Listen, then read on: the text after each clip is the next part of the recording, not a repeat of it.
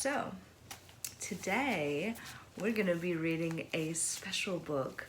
I got this as an advanced, well, kind of an advanced reader copy. This actually came out on October 28th of 2025, and it is published by Inked in Gray. I'm so excited. It comes with a bookmark. That's lovely. It's a small indie press. And so they sent me a copy of the book that they wanted me to review, and like all dolled up. I love it. That really like makes me feel special, you know.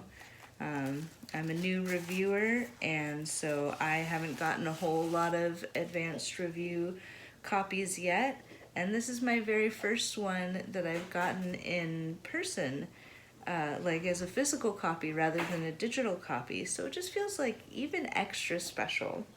And I don't know if you can see, but they have their own wax seal. All right, let's open it up. I know what book it is, but it can be like opening a present for you guys. I love this sort of thing. It makes, oh, it's just like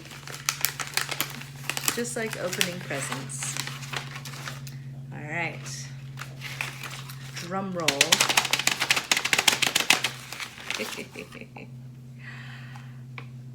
A Death Worth Living by Trey Stone. Oh, it feels good. It looks good.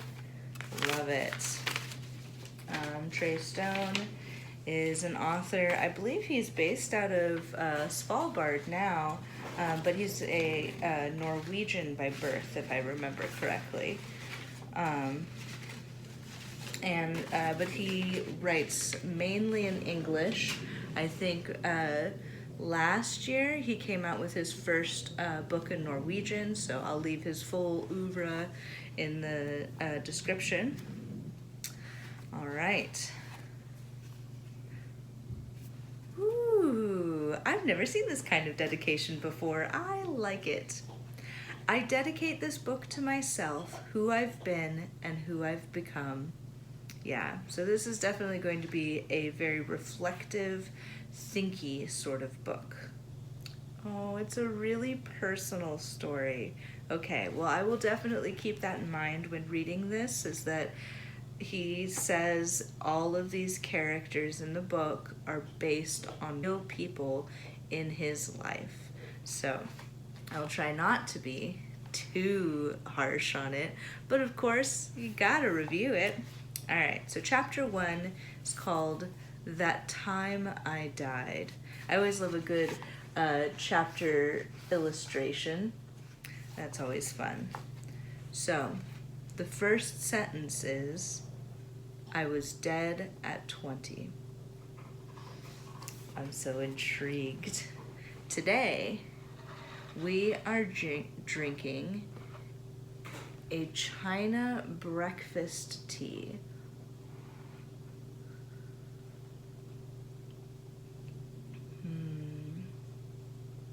It has a lot of similar notes to an English breakfast tea. I did also dress it like an English breakfast tea with milk and a little bit of honey in there. So maybe that's affecting it a little bit. It just, it has such a nice, warm, very like subtle, you know, not super pronounced taste. I don't know. I just like it.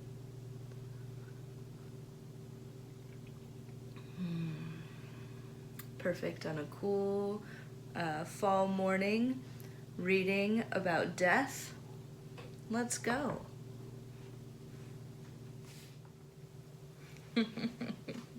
Oh, what a great first chapter. I kind of expected it to be a little bit funny, because death is such a heavy subject, you know, especially someone dying young like that. So let's make it a little bit comical. I'm sure there's going to be lots of like really serious and sad moments, but I like that the beginning started a little bit funny. And so far, my favorite bit is that he listens to Iron Maiden. People say heavy metal is just indistinguishable noise, but to me, that's what everything else was. Ah, such a 20-year-old thing to say. I love it.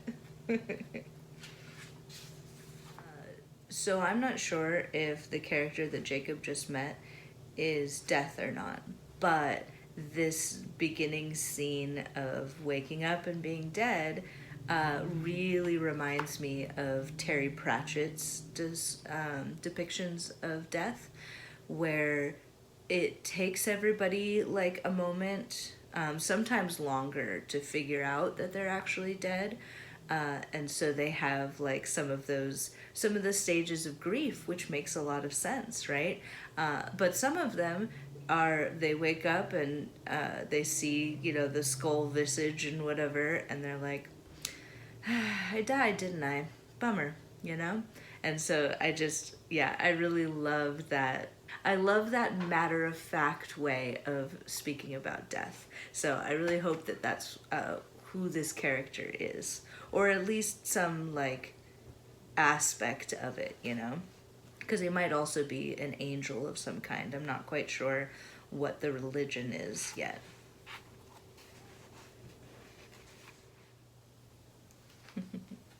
Yeah, I'm definitely liking this depiction of the afterlife, of what happens when you wake up after you die. Um, Personally, I'm going to get a little personal here. I really hope that there's nothing. I don't want to have to deal with any more existence. But I really enjoy these kinds of books where it just asks the question, if you got a chance to look back at your life, how would you, what would you think about it? So yeah, really good introduction, very intriguing. They've stepped out of time, basically. And that's always really cool. I want to like see, how does this author show being in basically like another not like another reality, but like a reality that's right there, passing through the veil. And so it has slightly different rules than this realm that we live in. Yeah, maybe another realm, because I almost said another dimension, but dimension feels like too far removed. This is just like a slightly different realm that they're walking into. And yeah, so far I'm enjoying all the descriptions of like things that will happen, things that are happening. It is real, even though we are in death in the afterlife. It's really cool. Ooh, also, I love the font that they picked. It really makes that first dropped down letter look really cool.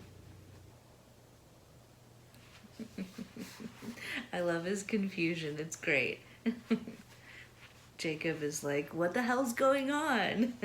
I would also be frustrated in this situation. Absolutely.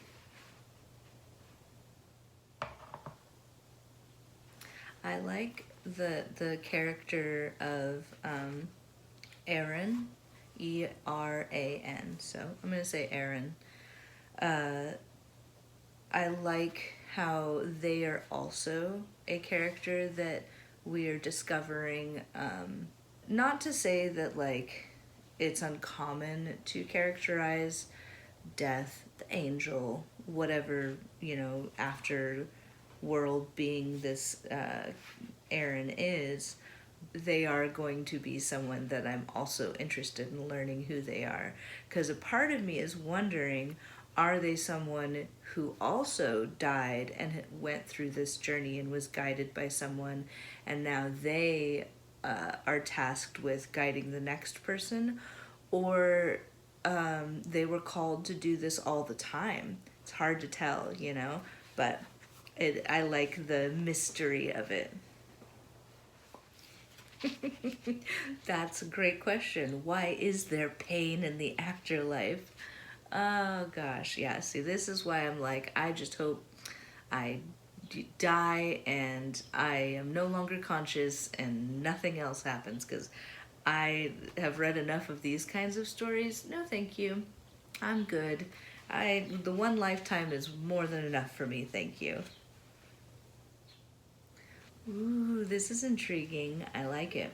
Because they're traveling through the past right now, and Jacob is seeing moments and trying to figure out what's going on. What is he like? What's the point of all this, right?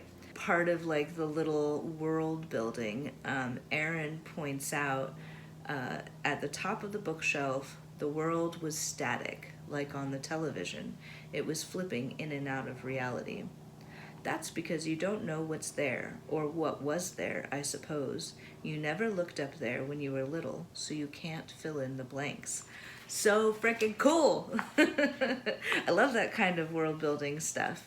So, trying to like fill in the pieces and what is going on, and it very much feels like the kind of mystery that I like to read. I'm not a huge mystery thriller reader, but this kind of stuff where you start out not knowing anything, and then are slowly given little pieces, and I'm wondering like, ooh, can I figure out what the actual point is before the main character does. Okay, so this is on the back of the cover, so I can say this. This is a really cool development. It seems like the guide, Aaron, is allowed to like drip feed information, but you can't get the information until you come to a certain point. That's at least my understanding of the rules so far. But they say, what we're doing here is rewinding them, talking about the memories they're going through. We're going through them, checking that they're all what they're supposed to be. Think of it like finalizing your purchase. Before you check out completely, we'll look over your order. See that everything is the way you want it. Oh, I like it so much. Very tasty. So it looks like Jacob is going to get to change his past. So, what an interesting concept. You're still going to die. You only get the 20 years that he got in his lifetime, but you get to change something. And I believe, according to the back cover, one thing he gets to change. Yeah, let's see. Let's see what he decides. And if I agree, I love that. Ooh, this is another interesting take on the afterlife.